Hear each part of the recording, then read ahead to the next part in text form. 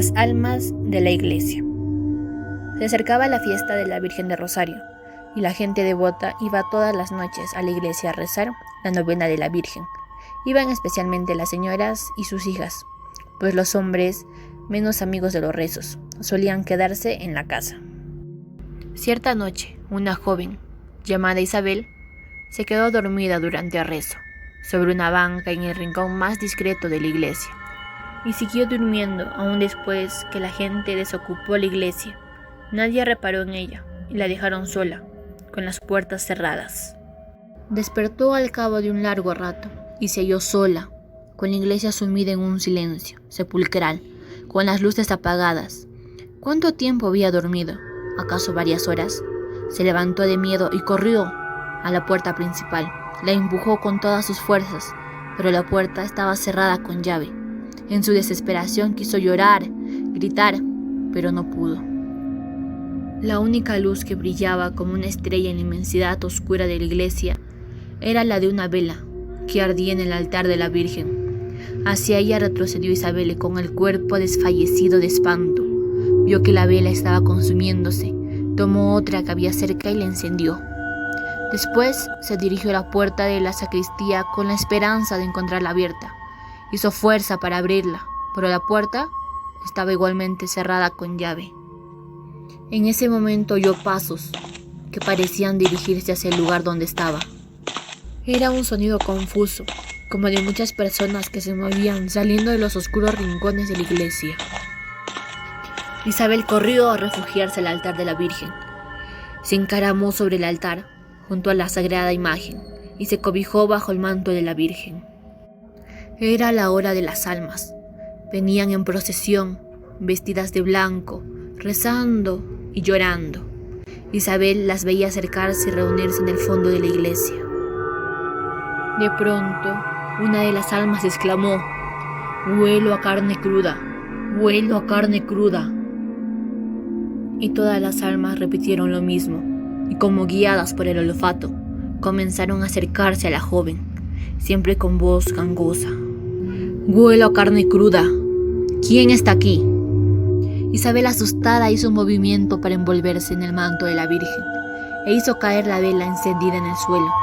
Las almas desaparecieron y todo quedó en silencio y en tinieblas. Pero otra vez volvieron las almas. La buscaban en la oscuridad. El corazón se le salía de pavor y de pronto sintió que las almas la tenían rodeada por todas partes y le preguntaban coléricas: «¿Qué haces aquí? ¿Qué quieres aquí?». Entonces la desdichada dejó escapar un solo grito: «¡Jesús!». Y otra vez todo quedó en silencio y en tinieblas. Al día siguiente, el sacristán, al ingresar a la iglesia muy de mañana, encontró a una joven tirada a los pies de la Virgen. Isabel había muerto.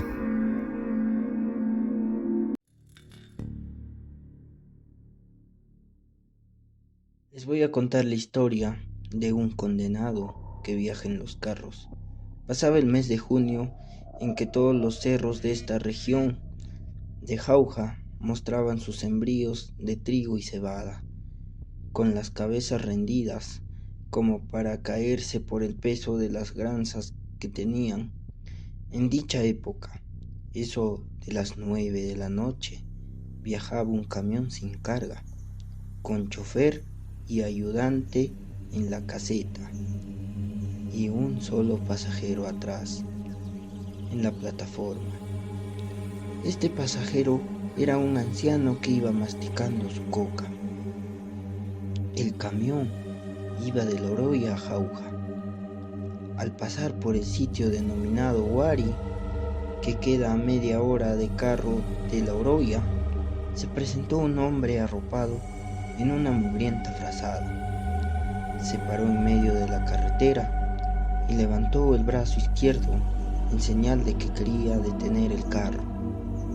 En efecto, tuvieron que detener el carro. Subió el hombre por un costado de la baranda y el carro siguió su marcha. El hombre encontró al anciano y único pasajero, como ya dijimos, y se puso a conversar con él. El anciano le invitó su coca, que él recién subido recibió todo lo más contento. Pero dice que el anciano sentía una conversación gangosa. De esta manera llegaron hasta Curicaca. Bien sabido que al pasar por la carretera se ve desde allí el panteón del pequeño pueblo.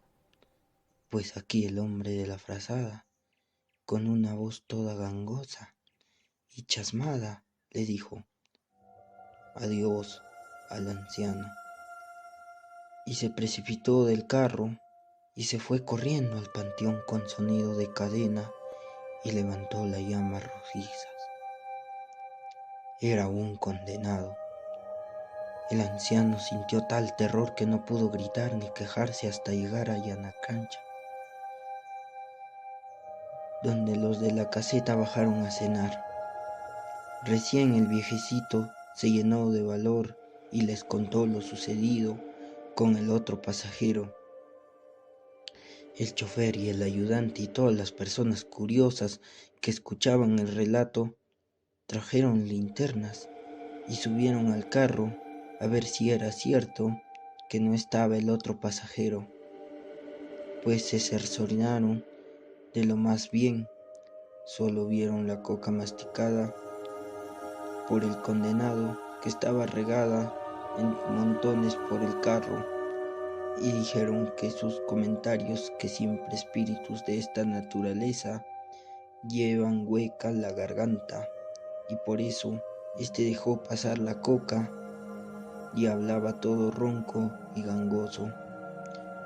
Después de este suceso, siguió su viaje el carro, mientras que el anciano se quedó a pernoctar asustado en este último lugar. Continuamos. Al otro día, justo a las 24 horas del primer caso, volvió a aparecer el condenado en el mismo sitio donde se había quedado la noche anterior. Ahora tenía una venda en la cara que le pasaba por debajo de la quijada y asegurada en la parte superior de la cabeza. Esta vez detuvo una camioneta del mismo modo que lo hizo con el camión. La camioneta iba a Huancayo. El condenado se paró en medio de la carretera, obstaculizando el paso del carro, que tuvo que pararse a sabiendas de que no había sitio para llevarlo. Pero como con todo le dijeron que se subiese y se acomodase hacia atrás, el condenado se subió al techo y desde allí pasó la voz para que la camioneta siguiese su ruta. Sin otra novedad, llegaron hasta Huancayo. El ayudante se subió al techo a bajar los bultos y se tropezó con una cadena mohosa que estaba atada a la canastilla de un montón de huesos humanos atados por la misma cadena. Entonces se dieron cuenta quién era el pasajero misterioso que había subido en Curicaca. Así termina este cuento de condenados.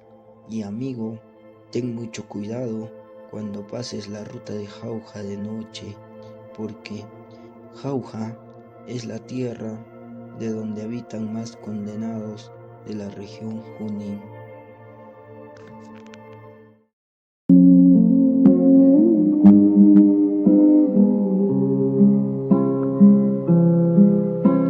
El alma y el tambor. Este acontecimiento sucedió en Guamalí, allá por los tiempos de mis abuelos. Un señor llamado Justo Cairampoma era en su juventud un hombre alegre y gran bromista. Se bromeaba con todos, hasta con los almas, como vamos a ver en la siguiente historia. Un día había ido al pueblo de Masma a tocar en una de esas fiestas que se realizan con una banda de músicos. Los del abuelo tocaban redoblando el tambor. Durante la fiesta había tomado como es natural varias copas hasta embriagarse un poco. En la noche, cumplido su compromiso, se dispuso a regresar a Guamalí. Salió de Masma eso de las 9 de la noche. Tomó el camino que bajando por Ataura conduce hacia Guamalí. Iba a pie, solo, rememorando las diversas incidencias del día. La noche era clara, espléndidamente iluminada por una luna llena. A las 11 se hallaba la entrada de Guamalí, próximo a un sitio donde existía una cruz de irregular tamaño. Faltando a una cuadra, poco más o menos, para llegar a dicho paraje, observó al pie de la alta cruz estaba un alma arrodillada, vuelta de espaldas, rezando muy devotamente. Entonces el bribón del abuelo se dijo para sus adentros: «Qué bien, ahora este alma yo lo hago asustar». Y diciendo esto, se puso a templar su tambor para que sonara en gran forma. Cuando lo tuvo suficientemente templado, comenzó a acercarse al alma lentamente, agazapándose, caminando de puntillas. Llegó así a unos 5 pasos del alma, que seguía absorta en sus oraciones, pues en ese momento empezó a tocar y redoblar desaforadamente el tambor. Lo hizo en tal forma que el alma, cogida de sorpresa, se asustó realmente y echó a correr un buen trecho de campo. Pero enseguida se detuvo y no tardó en volver en pos del blasfemo que había turbado su oración. Al verla venir, justo Cairampoma emprendió la carrera, arrojando su tambor, perseguido de cerca por el alma. Así llegó a la ciudad y empujó la primera puerta que halló en su camino. Pero con la desesperación, el empujón fue tan fuerte que la puerta se vino abajo y el pobre justo Cairampoma cayó dentro de la casa, puerta y todo. La dueña salió con un garrote, pensando que era un ladrón, y lo agarró a garrotazos, mientras su perrito comenzaba a aullar. Entonces se dio cuenta que el hombre estaba botando espuma por la boca.